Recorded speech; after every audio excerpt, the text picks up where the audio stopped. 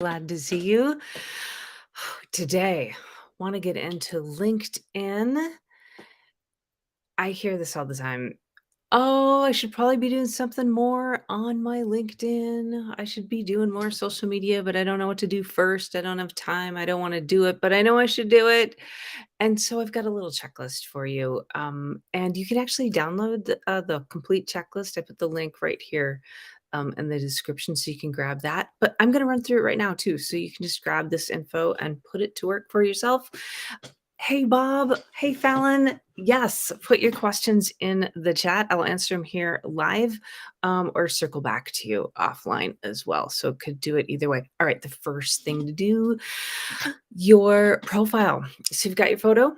So photo, just somebody, make sure if somebody sees you, they can know, like, and trust you as much as possible from that photo. So representative, your awesome personality shining out, and that banner in the background, it could be just something you love to do, something that represents your work, not just the default thing that shows up there, but something cool like that. So shot of you at work, shot at you out hiking, whatever, something representative of you either from your work or your personality.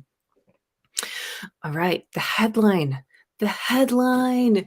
If you can put in the headline the results you offer, the people you want to work with, the people you do work with, the types of customers you work with, that's a good thing to do for your headline. So that's one thing to do right there.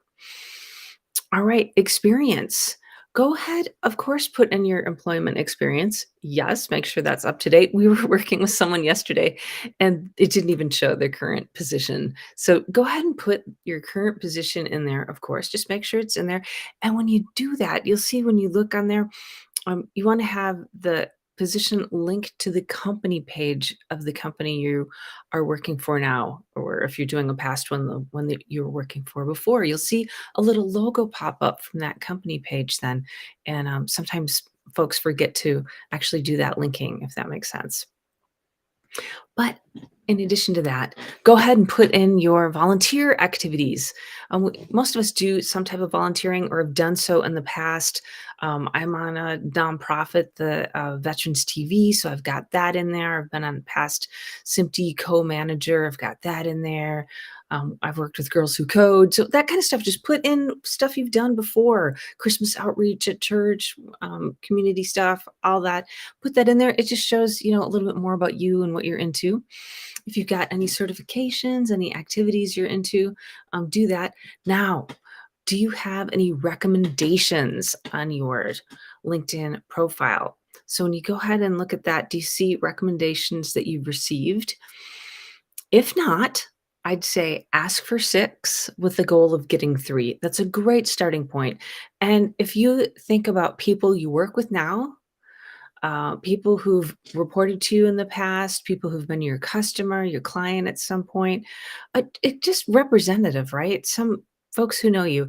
And when you ask for that recommendation from them, ask for something specific because folks are like, yeah, I can write a recommendation, but they don't know what to write. So help them out, make it super easy for them.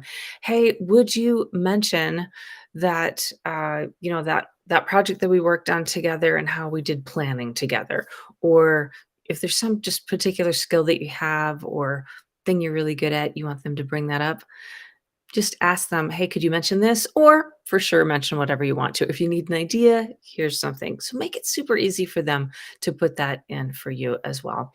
And then I'm just going to do 2 more and we'll leave it there because there's so many cool things. Grab the full checklist though. I put together a whole thing for you that you can just kind of go through step by step.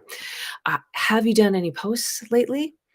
A post can be something work related, business related, anything about you that you're interested in.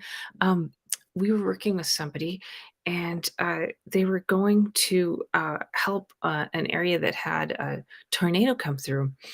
And we were talking about, hey, you should post about that. And they were like, well, it's not really specific to what I'm doing work wise. It actually kind of was in terms of what they were doing. But what happened was we did the post and they got so much engagement on that because it really showed, the community service they were doing and how it helped the community and had some like, shots of what was happening in that community at the time. So it's okay. You can post something like that, and a show you've gone to, a book you read, somebody you've been with at an event, and you can have a picture of you together, that kind of thing. Just so people remember you, know that you're there, keep it current. If you just don't wanna do it, like, once a month, you can do that. And then finally, just wrapping up, think about doing an article. An article is different from a post. An article, you can put, something together based on your expertise. So maybe it's a 500-word article based on a talk you gave, or, a blog post you wrote, or just a topic that you know a ton about. And if it feels hard to do that, you can always say it out loud, dictate it, and then just turn that into an article that you can put on there. It could also be a video clip of you on there and then use the transcript for it. So it can be super easy to do. All right, grab the PDF checklist I made for you and have a beautiful day. See you soon.